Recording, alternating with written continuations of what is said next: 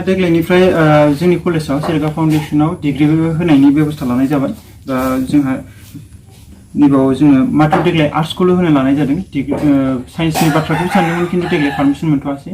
बेनिखायनो जोङो साइन्स आरो कमार्सखौ जोङो उनाव सिन्था खालामगोन होननानै देग्लाय मात्र आर्ट्सखौल' बेखेवनाय जादों दा जोङो नैबे आर्ट्सआव जिहेतु एडमिसना सोलिगासिनो दं डिग्रीनि थाखाय जोंहा मोनथाम मेजर होनाय जागोन देग्लायनि थाखाय बड' एमएलआव बा बड' मेजर आरो इडुकेसन बिनि उनाव इंलिश बेखौबो होनाय जागोन दा माखासे साबजेक्टफोरखौ जोङो माखासे उसुबिदानि थाखाय देग्लाय होथ'नाय जानाय नङा नाथाय गुबुन साबजेक्टफोरखौ जोङो फार्स्ट कर्स हिसाबै होनाय जागोन जेरै इक'नमिक्स ओरैहाय पलिटिकेल साइन्स बायदि बायदि बेफोरबायदि साबजेक्टखौ जोङो फार्स्ट कर्स हिसाबै होफानाय जागोन आरो जोङो नैबे डिग्रीनि गेजेरजों जोङो लकेलिटिखौ नायनानै देग्लाय लकडाउननि सिटुएसनखौ नायनानै जोङो हरखाब डिसिसन लाब्रबनाय जादों दा जाहाथे जोङो हायर सेकेन्डारि लेभेलावबो जथेस्थ' मोजां रिजाल्ट मोननाय जादों जोंहा 2017 मायथाइयावहाय जुनियर कलेज गायसनजेनदोंमोन हायर सेकेन्डारि लेभेल बेवहाय जोङो साइन्स आरो आर्ट्स बे मोननैखौ जोङो रान खालामदोंमोन बे फार्स्ट बेच हिसाबै बिसोरो 2019 मायथाइयाव थांनाय बोसोरावहाय फाइनाल लिरजेनदोंमोन बेयाव गासै 31 जन लिरदोंमोन थांनाय बोसोरावबो 31 जनाव जाहैबाय साइन्सनिफ्राय 11 जन 11 जन आरो आर्ट्सनिफ्राय बाद बाकिया दा बिनि मादाव जोङो साइन्सनिफ्राय जथेस्थ' रिजाल्ट मोननो हादोंमोन थांनाय बोसोरनि 2019आवबो जेरैहाय साइन्सआव 11 नि 11 जननि गेजेराव 9 जनानो फार्स्ट डिभिजन थांदोंमोन आरो सानैया सेकेन्ड डिभिजन थांदोंमोन बिनि मादाव जोंहा मख'जाथावदि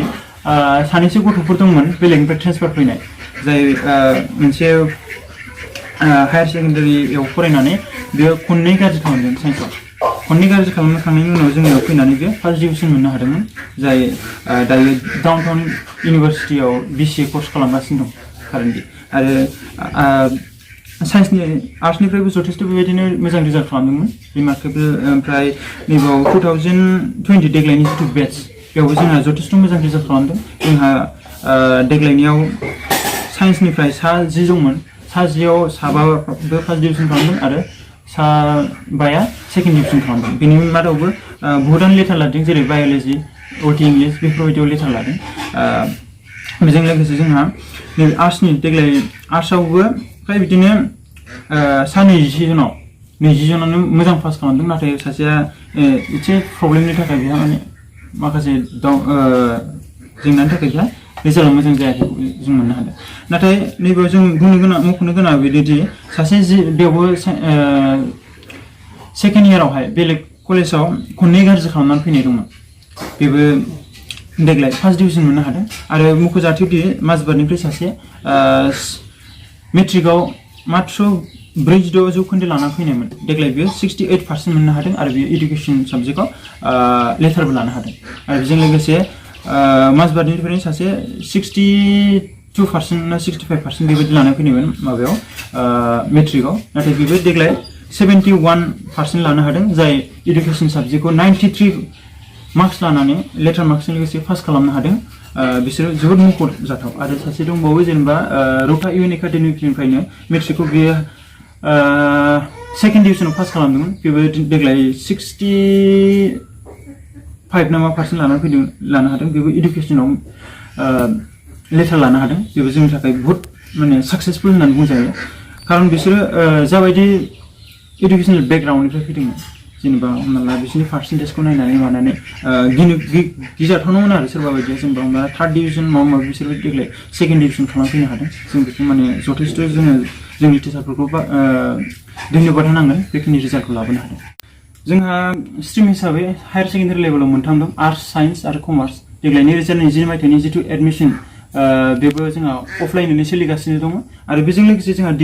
डिग्रियाव जोङो देग्लाय आर्ट्सखौल' होनाय जादों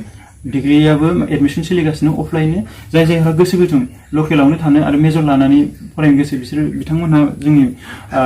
इनस्टिट्यूटआव भिजिट खालामनानै बा जोंनि कन्टेक्ट नाम्बाराव बा जोंनि वेबसाइट serigaedutech.com आव लगइन नायनानै एडमिसननि प्रसेस खालामनो हागोन बा कन्टेक्ट खालामनो हागोन बा जोंनि केम्पासाव फैनानै अफलाइनैनो एडमिसन खालामफैनो हागोन